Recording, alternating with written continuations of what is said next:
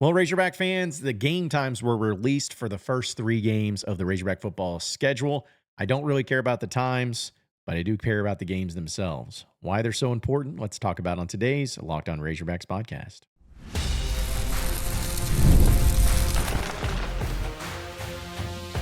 You are Locked On Razorbacks, your daily podcast on the Arkansas Razorbacks, part of the Locked On Podcast Network, your team every day.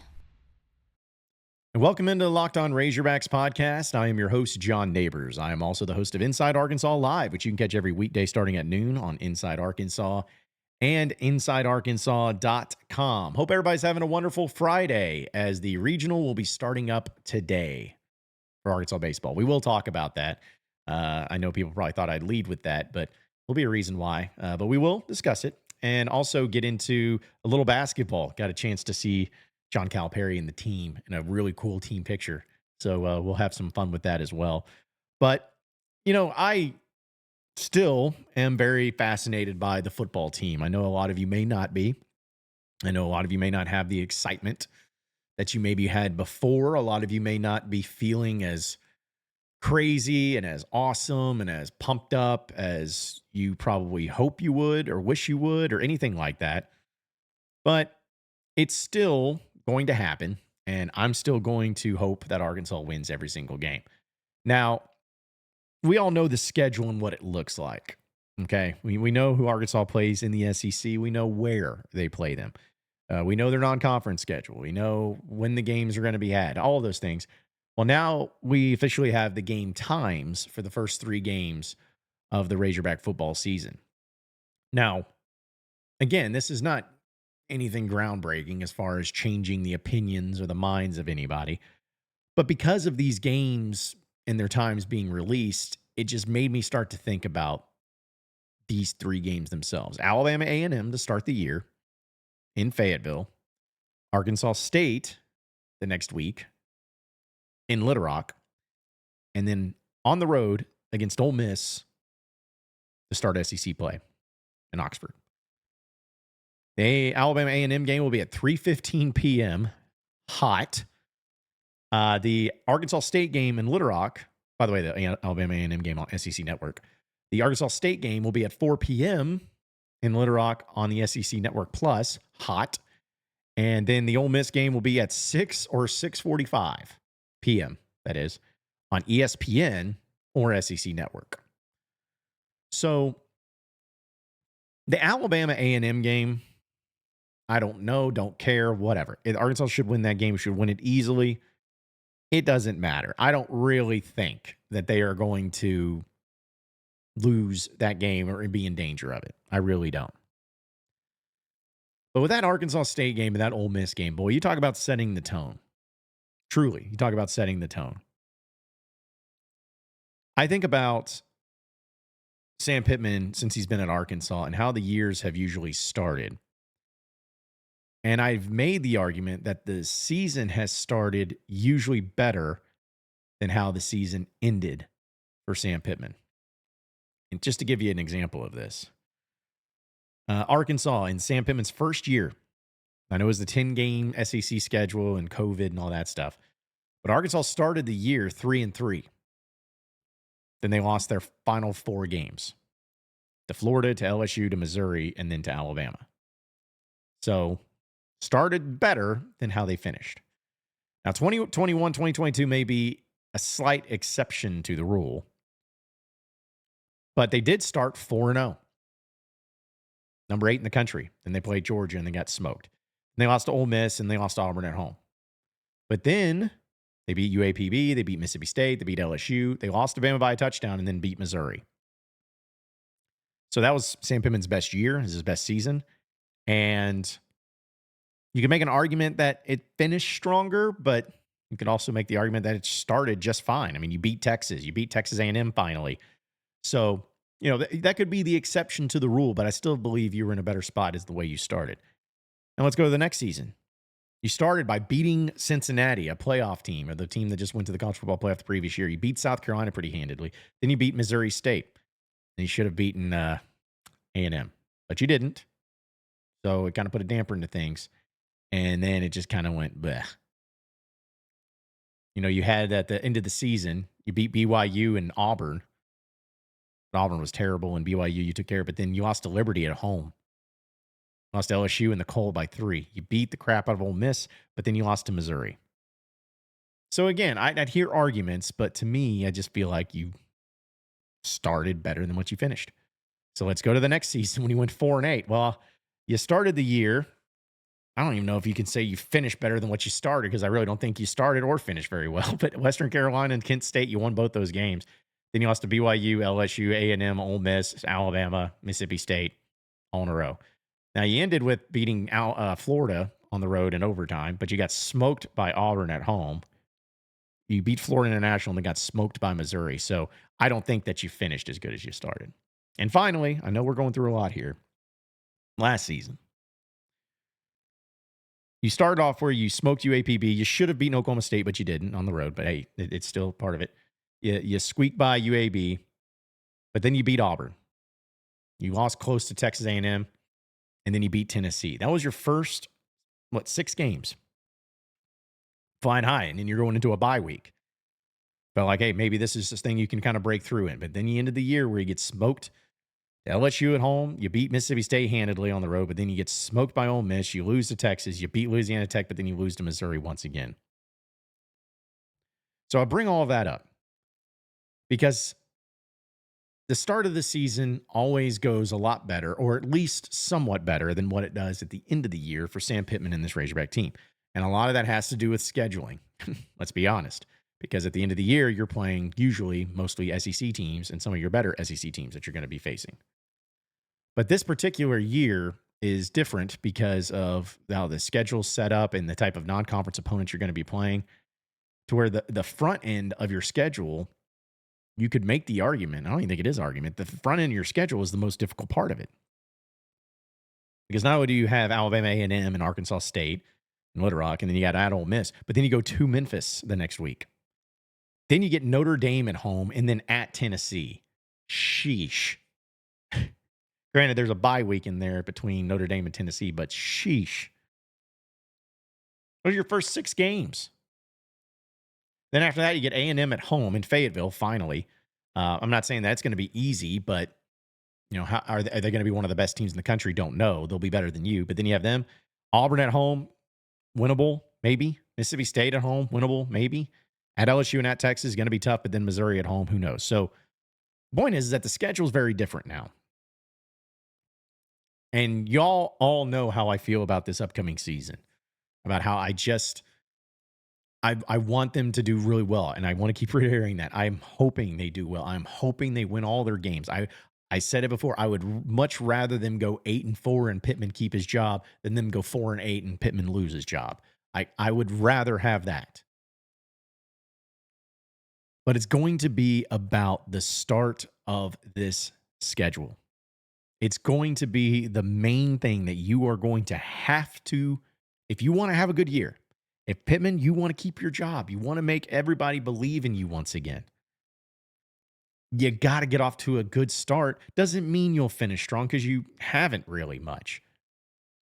But if you don't get off to a good start, it will spiral out of control. If you find a way to if you lose to Ole Miss on the road, if you start those first 3 games 2-1 with a win over Alabama A&M, Arkansas State, and at Ole Miss, that's totally fine and reasonable, as long as you're not just getting the brakes beat off of you against Ole Miss. But it sets you up to go and recast it a little bit and recapture it a little bit against Memphis on the road, which we'll see because Memphis is, they're a good team. And then you get Notre Dame at home. If you found a way to start the year 3-1 and into that Notre Dame game, even if you lose to Notre Dame, it's going to, at least people won't be all out. They'll be at least looking at the season so far and be like, okay, not great, but it's also not a disaster. Let's see what the bye week holds and let's see what we can do. It won't change anyone's mind, is what I'm saying. Anything above that, if you beat Ole Miss on the road or you found a way to beat Notre Dame on top of those other 3 games, that people are going to be flying really high and you're going to feel really good about your chances of turning this whole season around. But you cannot afford to lose more than 3 of those non-conference games. or excuse me, you can't afford to lose more than one of those non-conference games. Can't do it. You cannot lose to Arkansas State. You cannot lose to Memphis, and you cannot lose to Alabama A&M, which I don't think is even humanly possible, hopefully. But you cannot lose those games. And they're in the early part of the year. If you truly want to set a standard and if you truly want the fans on board with you,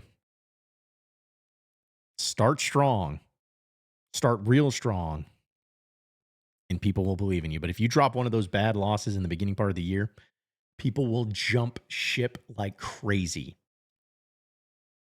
I'm not kidding. If you lose to Arkansas State, they've lost to Arkansas State and Memphis, that Notre Dame game is going to have no one there. It's going to be sad. And we don't want that. So anyways, I know football season's far away, but when those 3 games and those times are announced, I'm like, whew. To say those are key games, all of them, are, I think, putting it a little bit lightly. But it's also very stupid that Arkansas in their first 6 games of the year, play 2 of them in Fayetteville. What are we doing? I know it's already been said, but it's just so dumb to me. Either way, we're going to talk Razorback baseball. Regional starts today. So stay with us here on the Locked On Razorbacks podcast. All right, Razorback fans, the NBA playoffs are in full swing, and every night delivers highlight-worthy performances, major momentum shifts, can't-miss moments, all those good things. As well as with college baseball starting up too, whether it's a game-winning shot or the walk-off home run, whatever it is, there's never a better time to get in on the action. FanDuel makes it easy to stay in the game before tip-off and while the game's going on live. With player props, performance trends, and same-game parlays, fans have more ways than ever to play smart and to win big. With all the regional action going on in college baseball, and that's just including Arkansas, but all the other games too, NBA playoffs are getting really exciting because we're getting down to the nitty-gritty here. Oklahoma City moving on to the NBA Finals. We'll see what the other series has in store, but plenty of things to go off of and plenty of things to get down with when it comes to FanDuel. So check it out, especially if you're new to it, because if you're new to FanDuel, it's the perfect time to sign up. Head over to FanDuel.com and place your first $5 bet. If it wins, you'll get $200 in bonus bets. Simple as that. Make every moment more with FanDuel, the official sports betting partner of the NBA.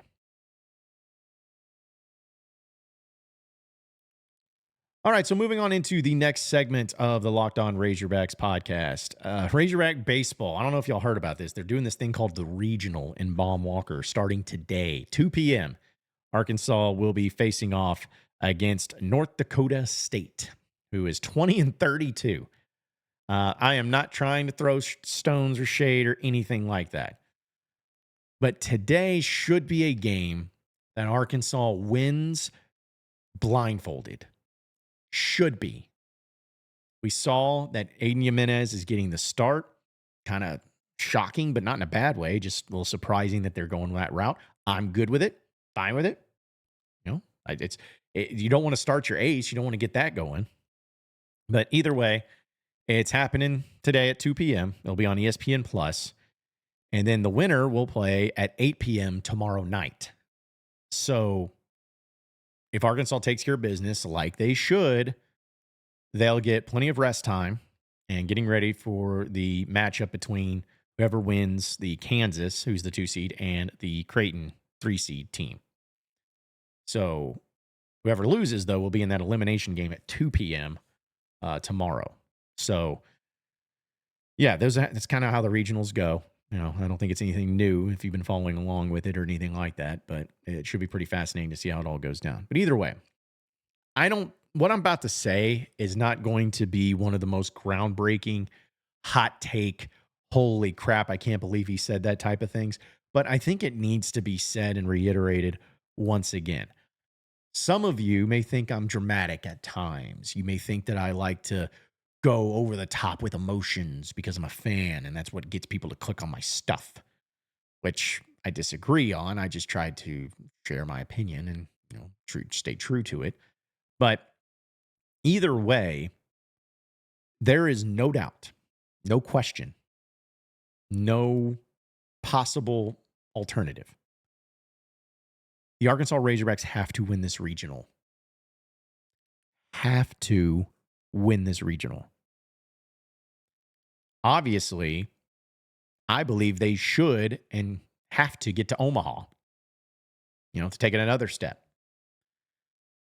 Once you get to Omaha, yes, I believe you should win it all. You're the best team or one of the best teams. You're in position to, but it's not one of those deals that if Arkansas makes it to Omaha and they become the third place team, that I look at the season as an epic failure. It'll be disappointing, but it's not going to be in this epic failure, gross, disgusting, what's going on. It's not going to be that. Because it is really difficult to win a championship, as we all know. But considering the past 2 seasons, folks, there is no world, no reality that I want to live in where on Monday, when I do the Locked On Razorbacks podcast on Monday, that I'm sitting here opening up with my head down in my elbows, banging my head against this desk, wondering why, oh, why did it have to happen 3 times in a row where Arkansas lost in the regional? I don't want to do that. It cannot happen this time. I've done it twice in a row, 2 years in a row, where Arkansas was a national seed. And I'm telling you right now, if Arkansas loses this regional, if they lose in this regional, ban all NCAA events from Fayetteville, from the city of Fayetteville, from henceforth, ban them all. Baseball, softball, anything, ban them. Because for whatever reason, it ends up being this for as many years as it's been in a row.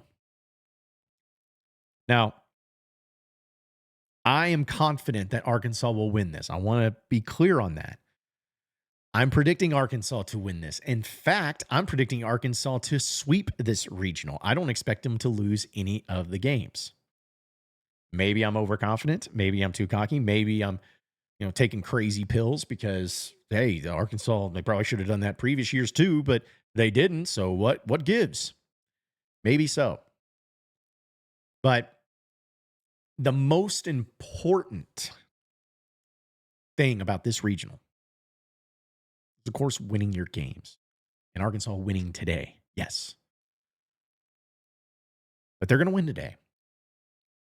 The key ingredient into all of this, into winning a regional, folks, is winning game 2. Tomorrow night, 8 p.m. That's it. That is the game. Because of my rigorous research, which I'm sure is wrong, Arkansas, when they've advanced to the Supers, have never lost game 2 of the regional and then came back and won it. It certainly hasn't happened the past few years. And if you think about it, when Arkansas went to the Super Regional 2022 and went on to Omaha, and that Oklahoma-Stillwater Regional, Arkansas won game 2, 20-12, mind you. Made the difference. In 2021, when Arkansas did advance to the Super Regional, they did win game 2. It was huge. Had to happen. That's what it comes down to. You got to take care of business. You got to win your games, blah, blah, blah. We all know that. But whatever it takes in game 2, go all in. I believe Root is going to get the start for that game. But if he doesn't have his stuff in the beginning, yank him. Don't risk it. No time to be proud. Roll out somebody else. I don't care if it's Gackle. I don't care if it's Wood. I don't care who it is. Whoever it is, roll out all your pitching that you can and get it done. Game 2 is everything. I am praying that Jimenez has a great showing and you get 7 innings out of him. How great would that be? Get 7 innings, giving up a run, maybe 2. Arkansas is up big in the early part, and they can just cruise to a win. So I'm praying for. I don't think we'll be that lucky. But Razorbacks, Dave, please, I am begging you from my soul, win this weekend. You have the best team in this regional, and it's not close. Win. Give the fans who are going to show up today and tomorrow and the next day, give them something. Let it all not be for naught. Take care of business. And let's play again next weekend. Shall we? Razorback basketball had a cool little thing, little picture taken. nothing too big, but I think it's pretty cool. We'll talk about that next here on the Locked On Razorbacks podcast, so stay with us.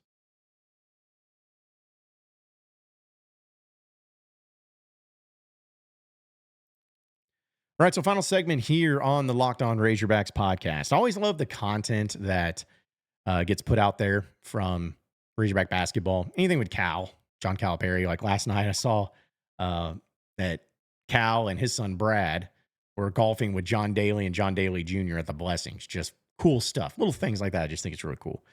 So anytime you have that, it's interesting. Sometimes it can be really in depth and involved. You'll be like, ooh, what does this mean? And other times it's just kind of a cool little reference. But either way, this was taken yesterday or posted yesterday as Cal tweeted out. He's like, hey, here's the team hanging out. We're ready. Carter Knox is not in the picture, so everyone just, relax.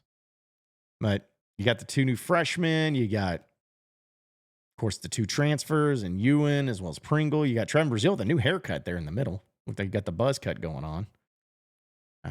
You got Artel over there. You got DJ Wagner. You got Billy Richmond. Isaiah Seeley there on the end at the right. And you got the whole crew. Ain't it great? Don't they look pumped? All I know is that Pringle is massive. And I love the fact, we talked about this in Inside Arkansas Live. Pringle, the guy that's the third to the right with the black shirt on, he is listed as 5 pounds lighter than Trevin Brazile. Don't buy it at all. And it's fine, but I just don't buy it.